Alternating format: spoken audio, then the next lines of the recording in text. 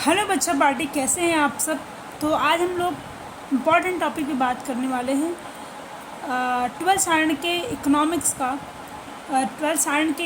का fourth chapter है, जिसको सप्लाई एनालिसिस कहा जाता है। ठीक है, तो बेसिकली हमने थ्री चैप्टर्स कवर किए हैं आज, और एक चैप्टर में हमने इसका इंट्रोडक्शन, डेफिनेशन और मीनिंग भी बताया है, जिसमें आपको टोटल आउटपुट, सप्लाई और प्लस क्वांटिटी बताया है मैंने आपको।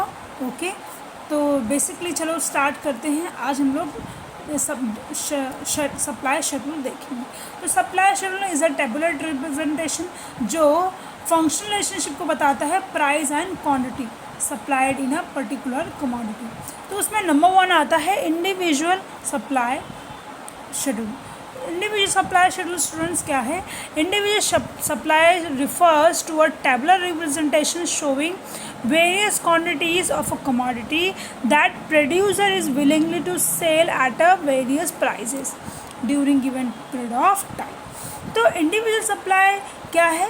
Is it showing various quantities of a commodity that a producer is willingly to sell at a various price during a given period of time. जैसे यहाँ पे टेबल दिया हुआ है कि एक प्राइस का टेबल है, एक सप्लाई ऑफ कमोडिटी का टेबल है। तो इसमें आपको दिख रहा है जब 10 प्राइस है तो 100 सप्लाई हो रहा है, 20 प्राइस है तो 100 सप्लाई हो रहा है, 30 प्राइस है तो 300 सप्लाई हो रहा है, 40 प्राइस है तो 400 सप्लाई हो रहा है, 50 जब है तो 500 सप्लाई हो रहा है। यानी कि जैसे जैसे प्राइस बढ़ रही है वैसे वैसे ही सप्लाई भी इंक्रीज हो रहा है। So that the table is explain the functional relationship between price and quantity supply of a commodity. Lower the price, lower the quantity of commodity supplied and vice versa. यानी कि higher the commodity of price, higher the quantity demand. At the lowest price of 10 rupees supply is also lowest at 100 kgs and highest price is 50 and quantity supplied is 500 kg. Okay, so individual supply का curve देखते हैं यहाँ पर हम। Okay, दिख रहा है आपको यहाँ पे।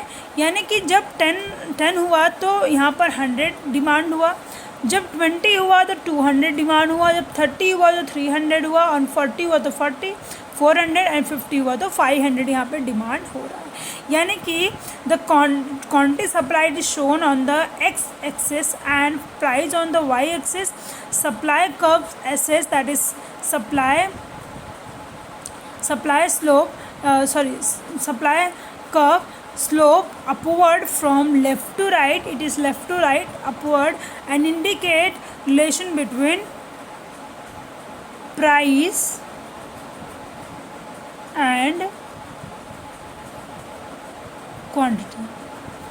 Okay, अब हम बात करते हैं मार्केट सप्लाई शेड्यूल की। तो मार्केट सप्लाई शेड्यूल क्या कहता है? Market supply schedule refers to a tabular representation showing different quantity of commodity which all producers are prepared to sell different price at a given period of time. यानी कि जब individual supply schedule था, वहाँ पर एक producer जो था वो देख रहा था, वो देखो यहाँ पे एक प्रोड्यूसर की बात हो रही थी यहाँ पे। Individual supply refers to tabular representation various quantities of commodity that producer, यानी कि सिंगल प्रोड्यूसर की यहाँ पे बात हो रही है। और स्टूडेंट्स यहाँ पर जो है, यहाँ पे ऑल प्रोड्यूसर्स की बात हो रही है। जितने भी प्रोड्यूसर्स है वो किस तरीके से क्या कर रहे हैं, प्रिपेयर कर रहे हैं डिफरेंट कमोडिटी को डिफरेंट प्राइस पे क्या करने के लिए, सेल करने के लिए at a given period of time पे। ओके, तो यहाँ पे आपको टेबल दिया हुआ है स्टूडेंट्स। देखिए, एक प्राइस का टेबल है, यहाँ पे 3 सेलर है, seller number 1, seller 2 and seller 3। यानी कि जब 10 रुपये की प्राइस है तो ए जो है वो 100 बेच रहा है, बी जो है वो 200 बेच रहा है, सी जो है वो 300 बेच रहा है। यानी कि जो मार्केट सप्लाई आ रहा है वो 600 आ रहा है। फिर से हम देखेंगे, जब 20 प्राइस है तो 200 ए बेच रहा है, 300 बी सप्लायर बेच रहा है एंड 400 सी सप्लायर बेच रहा है। यानी कि यहाँ पे 900 आ रहा है मार्केट सप्लाई। जब 30 प्राइस है तो 300 ए सेलर बेच रहा है, 400 बी बेच रहा है और सी जो है वो 500 बेच रहा है, यानी कि टोटल जो सप्लाई हुआ है वो 1200 का हुआ है। 40 की बात करें तो यहाँ पर जब प्राइस 40 है तो 400 ए ने 400 बेचा है, देन बी ने 500 बेचा है, सी ने 600, यानी कि 1500 का सप्लाई यहाँ पर हुआ है, मार्केट सप्लाई हुआ है। And last in the least जब प्राइस 50 हुआ है तो ए ने 500, बी ने 600 एंड सी ने 700 बेचा, यानी कि टोटल 1800 का सप्लाई हुआ है।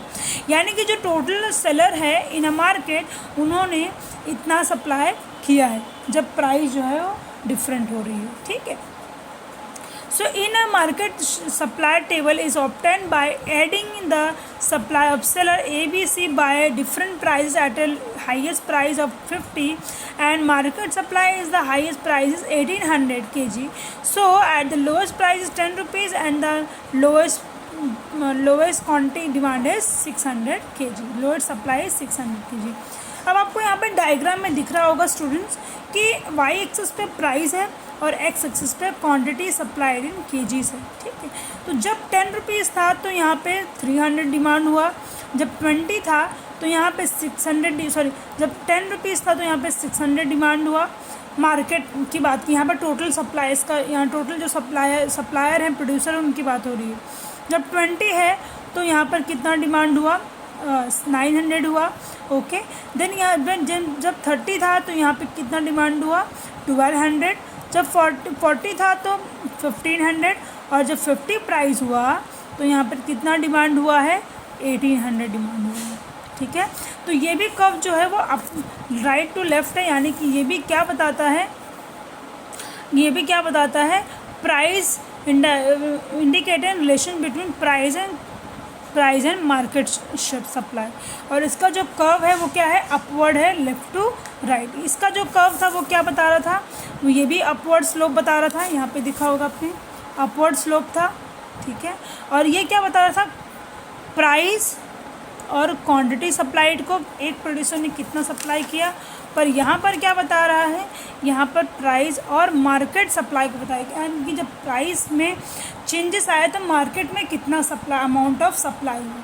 तो आई होप आपको एक कॉन्सेप्ट समझ में आया होगा। इस सप्लाई शेड्यूल में हमने 2 सप्लाई सब शेड्यूल देखा, एक इंडिविजुअल देखा जहाँ पे एक प्रोड्यूसर की बात होती है, एक प्रोड्यूसर प्राइस चेंज होने की वजह से क्वांटिटी कितना सेल करता है, कितना सप्लाई होता है। और मार्केट सप्लाई में हम देखते हैं कि जहाँ पर डिफरेंट जो ऑल प्रोड्यूसर्स हैं उनके प्राइस चेंज होने की वजह से कितना सप्लाई होता है इन अ मार्केट। आई होप आपको ये समझ में आया होगा, और आपको समझ में आया तो कमेंट बॉक्स में कमेंट कीजिए और मेरी वीडियो को लाइक कीजिए। Thank you so much.